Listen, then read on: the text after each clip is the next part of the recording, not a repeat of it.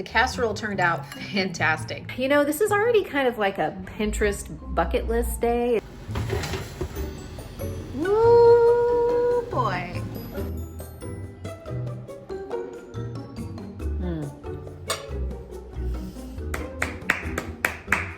Hey you guys, welcome back to my channel, and if you are new here, welcome to my kitchen and welcome to Seemindymom. Come along with me today as I do a little snow day pantry cooking and baking. Stay tuned. Okay, you guys, here is the situation. We are hopefully at the end of an historic winter storm and cold snap. We are going on, I think, 11 days at home from the extreme cold and snow and ice. So I was actually supposed to be filming a dinners video this week that I could not complete because I couldn't get out to the store to get some of the ingredients that I needed for the recipes that I intended to make. But that's okay. I can finish that one next week when the weather and the roads are a little bit better. But I was just thinking about, you know, what I wanted to put up in its place, if there was something I could throw together for you guys to see. And I thought, you know what? Why don't we just see what we can whip up today? I'm trying to cook from the pantry as much as I can and use some stuff up. I know you guys like pantry cooking videos. This is gonna be kind of a smaller version of one because I'm just gonna make some food for today, but there are some recipes I've been wanting to try that I do have ingredients for. So let's see what we can come up with. But I did already get something going in the crock pot behind me for like a brunch. I had about half a bag of hash browns, a couple of bell peppers, some onion, some eggs, some milk and sour cream, and some shredded cheese. I just thought that I would try to throw together like a crock pot breakfast casserole type situation. So I put the potatoes and the peppers and onions in the crock pot. Oh, and I also had a couple of pieces of cooked bacon that I wanted to use up. The package has been open for a little while, so I wanted to throw those in there as well after I chopped them up. And then I whisked half a dozen eggs with a skosh of milk and a little bit of sour cream as well. I usually put sour cream in my eggs because I feel like it makes them fluffy. Salt and pepper, poured that over the top of my vegetables in the crock pot, and then I've had that cooking on high for a couple of hours. In a little bit, I will add some shredded cheese to that and stir it all up, and hopefully it will come out okay. And yes, I am using a crock pot liner for that because I don't relish the thought of trying to clean a crock pot after I've cooked eggs in it. So don't come at me about the crock pot liner, okay? But to go along with that, I thought I would try to make up some biscuits, and I saw this really intriguing biscuit recipe on Pinterest a few weeks back using 7-Up and sour cream. I will leave that linked in the description box below, but I thought I would make those and we'll see how they turn out. So 7-Up biscuits, and I'm not sure where the recipe originated because it's all over Pinterest, but I'll just pick one at random and leave it linked in the description box below. But they're just 4 ingredients. 4 cups of Bisquick, a cup of sour cream, 1 cup of 7-Up, and I am actually using this little 8-ounce can of the Walmart brand lemon lime soda, so it's like the perfect size because 8 ounces or 1 cup is what I need. And then half a cup of melted butter. So you just mix the Bisquick and the 7-Up and the sour cream together and then form your biscuits and then put them into the baking dish with the melted butter on the bottom and then bake them at 425 until they're done, which I think is like 12 to 15 minutes. But I did have to make my Bisquick because I don't normally keep that on hand. So I found a recipe on Pinterest from burleyskitchen.com. I'll leave it linked in the description box. And it's 3 cups of flour, 1.5 tablespoons of baking powder, 2 teaspoons of salt, and half a cup of shortening that you just like use the pastry cutter to blend into the flour mixture. So let's get to making these.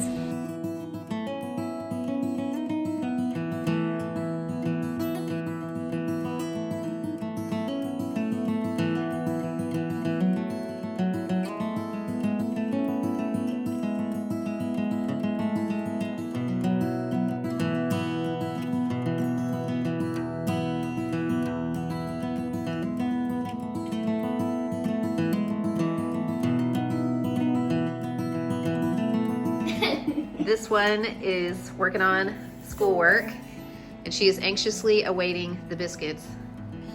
They are almost done. They're in the oven.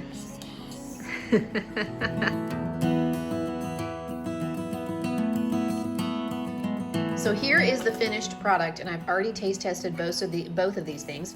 The casserole turned out fantastic. This crock pot, you know, egg and potato and cheesy breakfast casserole where I just kind of threw in some odds and ends. It's great, and it's going to be very filling with the protein and the veggies and the potatoes in there.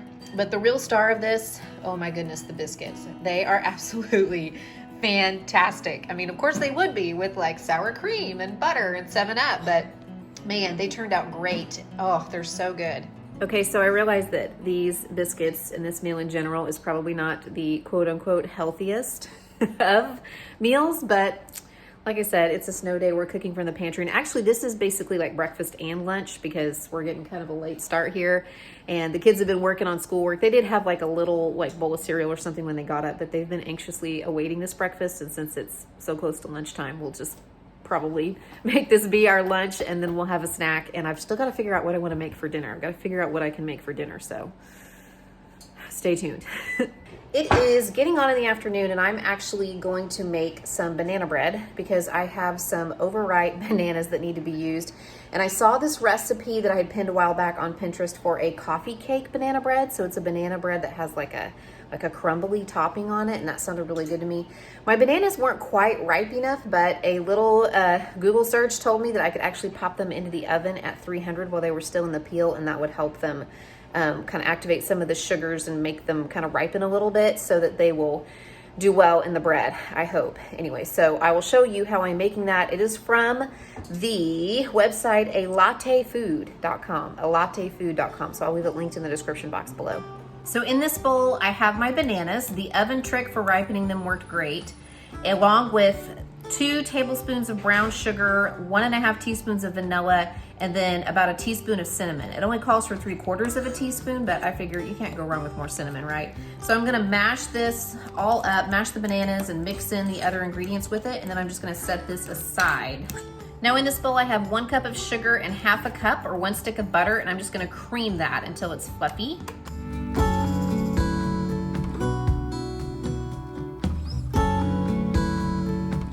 2 eggs, 1 teaspoon baking soda, and 1/2 teaspoon salt. Mix that all together. Now 2 cups of sifted flour, but I'm going to add it just 1 cup at a time. So I'll put 1 cup in and give it a little bit of a mix, and then I'll do the other cup. Now the batter is very dry because I have not put in my banana mixture yet, which is gonna add a lot of moisture to the bread. So I'm gonna go ahead and add the banana, cinnamon, brown sugar, vanilla mixture here. And then I'm gonna stir this in by hand. This is one of those breads that I think you don't want to over mix it. I'm afraid using the mixer would over mix it and the texture of the bread wouldn't be right. So I'm just gonna kind of stir this in by hand. So this recipe calls for 2 smaller loaf pans. These are 8.5 by 4-inch loaf pans. They're not the standard 1-pound loaf pan, they're slightly smaller.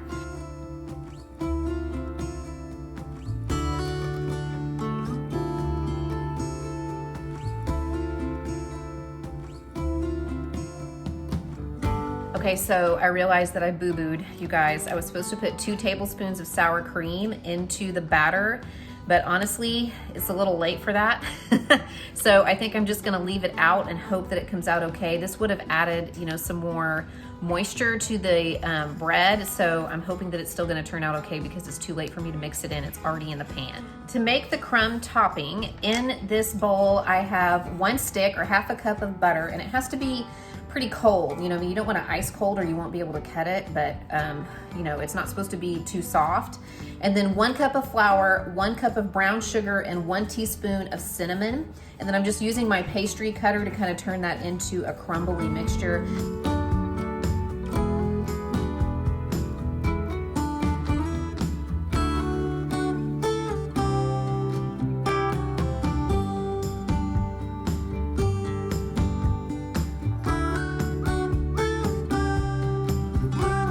So I was having trouble deciding what to make for dinner, and I was kind of going back and forth between lots of different ideas. I know that the go-to, you know, quintessential snow day dinner would be some kind of soup or chili or stew. But I gotta confess that I feel like we've been eating that a lot lately in various forms, and I can't believe I'm saying it, but I'm just a little bit tired of soups and chilies and stews. And I hardly ever say that. I mean, I just feel like it's such an easy, you know, comforting, nourishing meal. There's so many different kinds and recipes out there you can make, but for whatever reason, I just was not feeling it.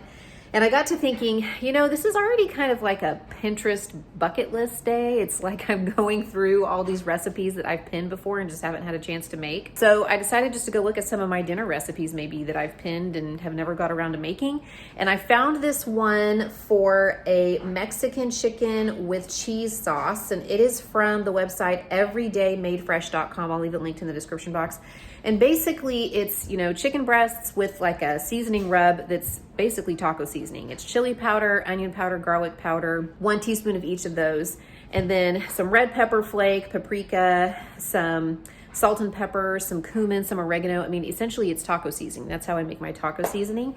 But instead of making it on the grill or baking it in the oven, I think like the recipe calls for, I decided just to throw that into the crock pot with the chicken breast. So I just threw 3 big chicken breasts in the crock pot and I threw that seasoning over the top of it and I set it on high, and I figure I will shred that up and then I will make the cheese sauce later to go along with whatever else we have with it. I haven't decided if I'm gonna make rice to go with it, probably rice, but maybe pasta, we'll just see. And then I'll have some veggies on the side. So I'll show you what's going on with that later on when it's dinner time. But now I'm about to check on the banana bread. Here are the banana breads, and I took them out of the oven about 30 minutes ago. I let mine bake for 45 minutes, and this is how they turned out. I think it is best to slice it in the pan because of the crumb topping. It would be really, really difficult to turn it out and have that not end up disastrous. So I'm actually gonna send one to my neighbor, and we're gonna slice this one up now and taste it and see how it is.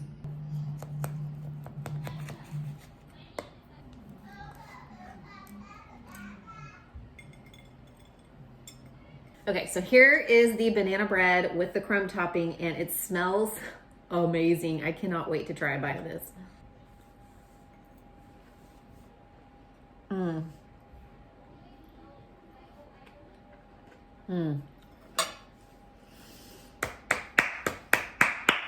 That is fantastic.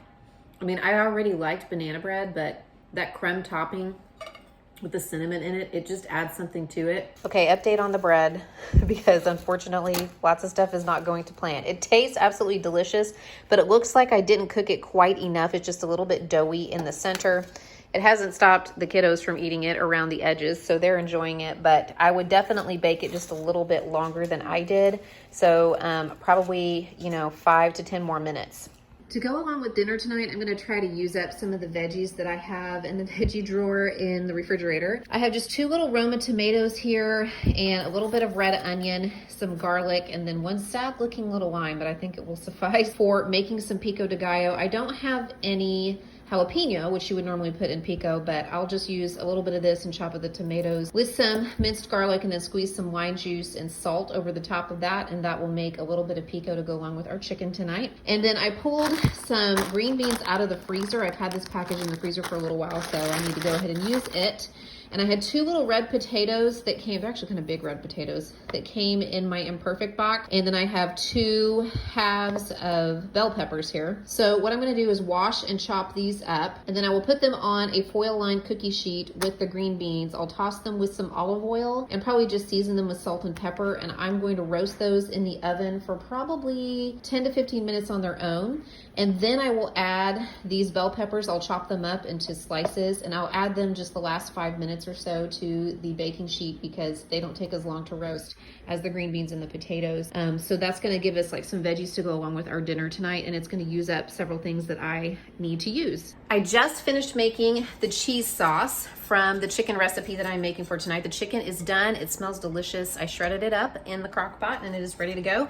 I also made up some rice. I just did some rice that I had hanging out. Actually, I used up almost the rest of the rice that I had, which is good. And now I have made my cheese sauce, which I'm stirring right here on the stove. And it's kind of your basic cheese sauce from a roux. It starts with 2 tablespoons of butter. You melt that, you add 2 tablespoons of flour and whisk that together, and then gradually pour in a cup of milk and whisk that around. Then you add some seasonings. This one called for paprika, just a skosh of cayenne and some salt. And then you add your cheese at the end and you just stir it until it's all combined. It makes this like yummy, smooth, creamy sauce to go over the top of your chicken. So I'm just waiting on the veggies now to finish cooking in the oven. And when they're ready, I'll plate this up and I'll show you what it looks like. Okay, so here is dinner tonight, and I cannot wait to dive in. I've got the rice on the bottom and then some of the shredded chicken. The cheese sauce really takes this over the top. It really makes the dish for me. And then some of my homemade pico, minus the jalapenos on top, and then my veggies over here. I did give the bell peppers to the kiddos because those are their favorite, but I have some green beans and then a few of the potatoes, and this looks and smells fantastic. And I may have already taste tested a few of the things, and it tastes delicious as well. Yummy. Hey you guys, it's the next day and I just wanted to hop on here and wrap up this video. First of all, I do want to say that I am thinking about and praying for all of my friends and neighbors in Texas. If you are struggling on account of the weather, stay safe, stay warm, and I hope that you get the help that you need very soon. Everything that I made yesterday turned out fabulous, and not only was it delicious, but it helped me use some stuff up around my kitchen that I feel like we really needed to use. And now my refrigerator is looking like it's almost ready for a restock. So thank you so much for watching. I hope this gave you some ideas and some inspiration. Be sure to check out some of the recipes that I talked about in the description box below, and I will be sure to check in with another video very soon.